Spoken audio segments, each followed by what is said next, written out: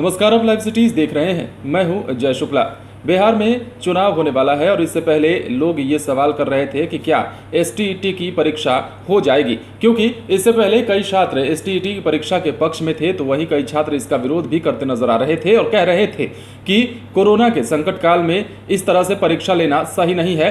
लेकिन अब सरकार के द्वारा गाइडलाइन जारी कर दी गई है, तिथि की घोषणा कर दी गई है कि इस तारीख के बीच में एसटीईटी की परीक्षा ली जाएगी। क्या कुछ गाइडलाइन दिया गया है और क्या कुछ खबरें निकल कर आ रही हैं, वो हम आपको विस्तार से बताते हैं। एसटीईटी यानी कि शिक्षक पात्रता परीक्षा 2019 की पुनर्परीक्षा को लेकर तारीखों के साथ साथ परीक्षा केंद्र की सूची जारी कर दी गई है।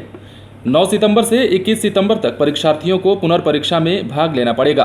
परीक्षार्थियों के लाख विरोध के बाद भी पुनर्परीक्षा पर रोक नहीं लग सकी। शिक्षा विभाग और बिहार विद्यालय परीक्षा समिति ने शेड्यूल जारी कर दिया है।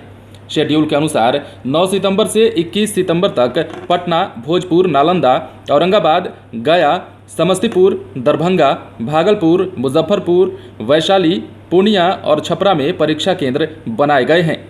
परीक्षा 3 पालियों में होगी और प्रत्येक पाली में 2 घंटे 30 मिनट की होगी। परीक्षा पूरी तरह से ऑनलाइन तरीके से आयोजित होगी और परीक्षा प्रारंभ होने से 1 घंटा पूर्व परीक्षा भवन में प्रवेश की अनुमति दी जाएगी। आदेश के मुताबिक परीक्षार्थियों को जूता मोजा पहनना वर्जित होगा और उसकी जगह चप्पल पहनकर परीक्षा भवन में प्रवेश की अनुमति मिलेगी। परीक्षा भवन में किसी प्रकार का electronic gadgets, mobile, Bluetooth, pager, eraser और व्हाइटनर आदि रखने की अनुमति नहीं होगी। इस बार बदलाव के साथ ऑनलाइन परीक्षा बिहार बोर्ड खुद नहीं ले रहा है, बल्कि बेल्ट्रॉन द्वारा लिया जा रहा है।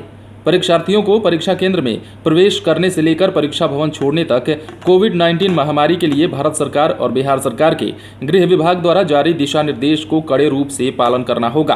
कदाचार मुक्त और शांति में पुनर्परीक्षा को लेकर संबंधित जिलाधिकारी अपने वरीय पुलिस अधीक्षक और संबंधित अधिकारियों के साथ संयुक्त बैठक और समीक्षा करेंगे।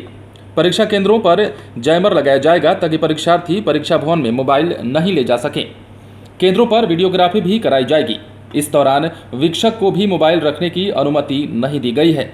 आपको यह भी बता दें कि राज्य में 28 जनवरी को एसटीईटी की परीक्षा आयोजित हुई थी, जिसे 6 माह बाद बोर्ड ने जांच कमेटी की रिपोर्ट आने के बाद कदाचार और गड़बड़ी के आरोप में रद्द कर दिया था और अब पुनर्परीक्षा का आयोजन कराया जा रहा है, जिसका इंतजार भी किया जा रहा था। अभ्यर्थियों के द्वारा, छात्रों के द्वारा लगातार ये सवाल किया जा रहा था। हमारे व्यूअर्स भी ये पूछ रहे थे कि एसटीईटी की परीक्षा को लेकर अगर कोई खबर है तो वो हमें बताएं। तो दर्शकों, आपको हम बता रहे हैं कि एसटीईटी की परीक्षा को लेकर सरकार ने गाइडलाइन जारी कर दिए हैं। आपको क्या कुछ करना होगा परीक्षा केंद्र पर जाने के बाद, परीक्षा हॉल में घुसने के बाद और परीक्षा हॉल से निकलने तक के सारे गाइडलाइन को आपको पालन करना होगा।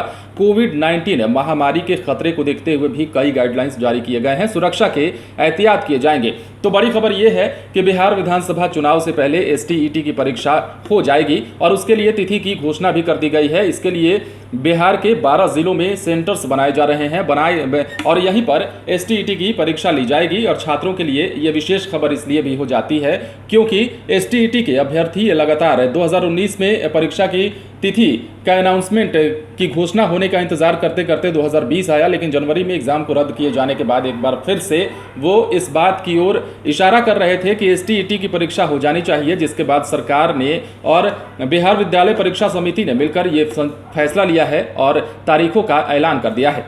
अगर आपने हमारे चैनल को सब्सक्राइब नहीं किया है तो सब्सक्राइब कर लीजिए। अगर आप ये वीडियो फेसबुक पर देख रहे हैं तो पेज को लाइक करें। इसके अलावा आप हमें ट्विटर हैंडल पर भी फॉलो कर सकते हैं। नमस्कार।